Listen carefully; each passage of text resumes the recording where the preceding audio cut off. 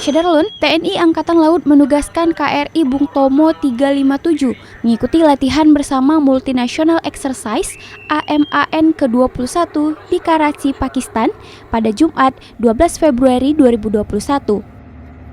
Latihan multinasional itu dipimpin oleh Komandan Satuan Tugas atau dan Satgas Exercise AMAN ke-21, Kolonel Laut Irilus Arif Susbintoro dan Kolonel Laut Rizky Prayudi.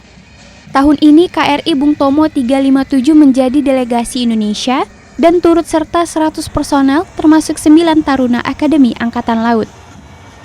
Latihan tersebut diharapkan dapat berkontribusi terhadap perdamaian dan stabilitas regional. Dari Lok Sumawe, Zaki Mubarak, Serambi On TV.